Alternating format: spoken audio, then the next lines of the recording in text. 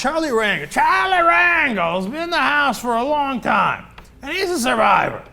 And he's been surviving past some scandals, etc. And he had some choice words for the Tea Party and others when he was speaking to David Friedlander of the Daily Beast. First, he said, it's the same group when we're talking about the filibusters, etc., and the Tea Party. So this one's about the Tea Party. It's the same group we faced in the South with those white crackers and the dogs and the police. They didn't care about how they looked. It was just fierce indifference to human life that caused America to say enough is enough. Now, when talking about the overall Republican plans and the Tea Party plans to bottle everything up in the Senate, he said, what is happening is sabotage. Terrorists couldn't do a better job than Republicans are doing. Woo. So those are some very strong words. Thoughts, go. Jimmy. So I agree with everything he said, and I wasn't alive or around during the time of the actual civil rights struggle to pass the Civil Rights Bill and get equal rights for African Americans in our country. But I wonder what kind of rhetoric they used back then about the Bull. What did they call Bull Connor? Did they have to treat him with kid gloves? Mm-hmm. Could they not call him out? Like Charlie Rangel, that is true, right? So he's seen these people before. This isn't the first time. He knows who these guys are. And we've been talking about what Fox News has been doing in response to Barack Obama's speech about how white people are afraid of black people. Fox News' response was to say, of course we're afraid of you. You're all fucking murderers, right?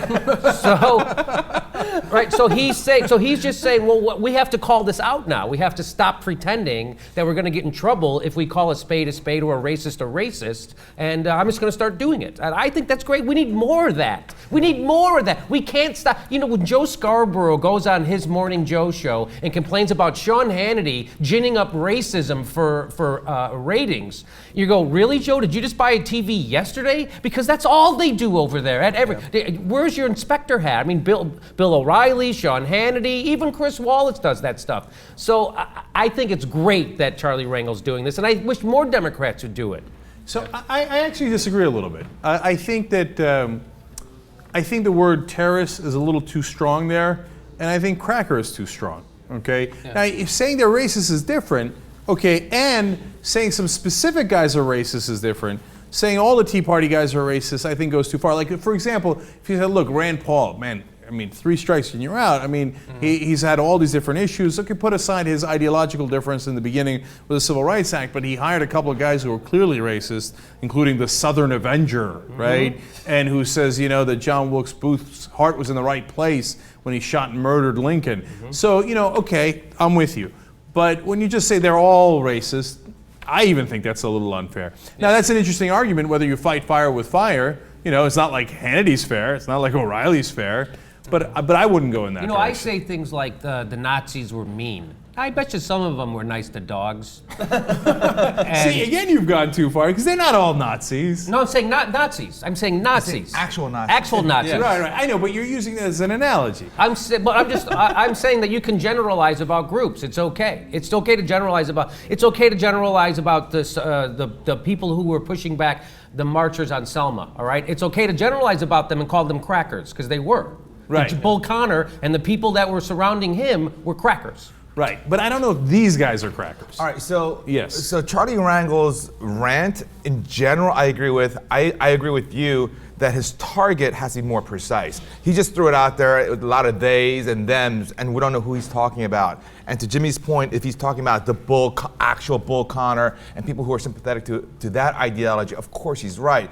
But his point on Republicans being, worse than the terrorists, I agree with that. And not necessarily because the Republicans are racist. They might be, some of them are, but some are motivated by greed or just misguided thoughts. But what the Republicans are doing with the monetary policy, our criminal justice system, and the enforcement of drug laws, all of these things, the gutting of our social safety net, that terrorists can't do that. We can only do that to ourselves. Passing all these laws where we don't have rights, where they're spying on us. I mean, we've disenfranchised an entire class of people through these insane drug laws. And then it's like this brilliant, diabolical, genius move where we take these people and put them in prisons. Then we make money off of them because they're in prisons, and then they can't vote because now they're felons. Yeah. I mean, it's perfect. It's like killing 3 birds with 1 stone. Anyway, he is right. I mean, our policy, and it's not just the Republicans. The Democrats are, in many ways, a part of the problem. But the policies adopted by Americans hurt Americans much more than what the terrorists could have ever hurt. Now, look, if you were to specify that point to taking away our freedoms and violating the Fourth Amendment, et cetera, terrorists couldn't do that. We did that to ourselves. I understand what you're saying. But then, Steve, I think your point is too broad. Again, because, look, we could have real policy differences, and if we think, well, okay, I think you did tremendous damage to the country, damage that, yes, the terrorists couldn't do. No, they can say the same thing about us because they honestly believe we've done tremendous damage to the country, which the terrorists couldn't do. All right, so let's name them. I mean, like deregulation of our financial markets. I mean, that's a massive, massive problem. We lose 40,000 people a year. They die from lack of health care. That's because we don't have a good healthcare policy. These policies hurt us much more than terrorists can hurt us. No, I know, but I don't think it's helpful to mention the terrorist angle there. You can say, hey, listen, we lost 8 million jobs during the Great Recession. Yes, technically the terrorists couldn't do that, right? Yeah. But I don't see that that's a helpful point. When you say, I think it's helpful in a sense that it helps shift the debate, now they're on their heels defending themselves from being terrorists, the way Democrats had to defend themselves about being not American enough or anti-American if they were against the Iraq War, which is what Chris Matthews did to Phil Donahue, called him un-American because he full-throatedly opposed the Iraq War as opposed to a way other people were doing it. So I think that you change the debate when you do that. Hey, you guys are worse than terrorists. So now maybe George Snuffleupagus says, is that true?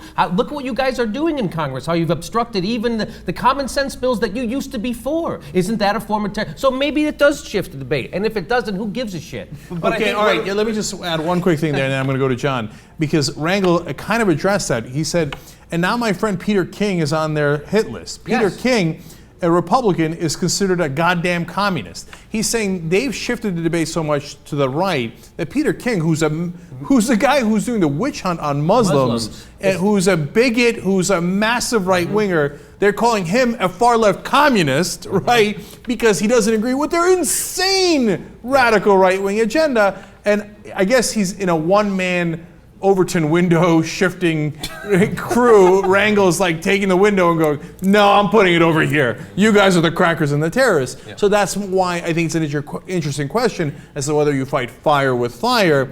But what I'm saying is, it is fire.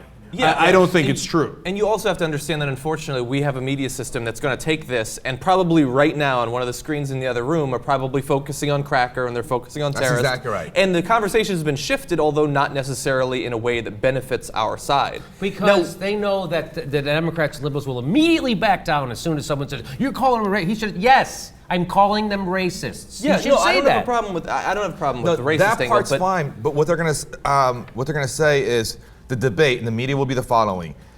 Charlie Rangel said, white crackers. Yeah. Does that mean now we can say black niggers? And what's worse?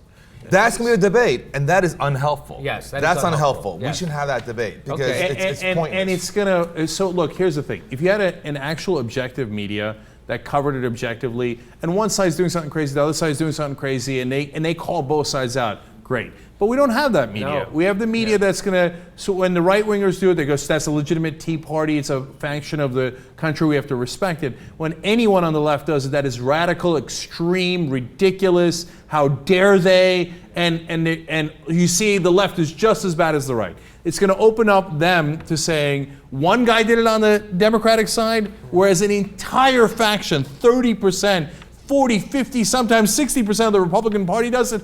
Oh, great, we get to call it even. Jack, we're living in the aftermath of where's his birth certificate? Where nobody, and Mitt Romney saying nobody ever asked me for my birth certificate. The racist, Donald Trump on stage with Mitt Romney. Newt Gingrich calling him the food stamp president, telling Juan Williams to get a job. I mean, it's about time somebody called this stuff out for what it is. Rick Santorum saying this want to give money to black people. I said blah people. You know what I mean? So it's about time somebody said something, and I think it's the problem is the Democrats will not have a united voice on this like the Republicans do. Well, and to follow on from that, if you're going to have someone try it out, sort of send up the trial balloon or whatever, it's got to be somebody like Representative Rangel, because like freshman senators like Obama come in and they're deferential, they don't really want to do anything, and they're so weak. That's a sort of, unfortunately, temperament that sort of leads to Democratic politicians. So maybe someone like him who on any given election might be retiring, maybe he can afford to try it out and suffer the consequences. And that comes back to my final point, which is that Charlie Rangel's reached a point in his life where he's like, no holds barred. Yeah. Yeah, like, I don't give a damn what Yes. anybody thinks Right. of me, and I'm gonna call it out as I see it. I mean, whether I agree with him or not, he's earned the right to say whatever the hell he likes. He's been in Congress for approximately 185 years.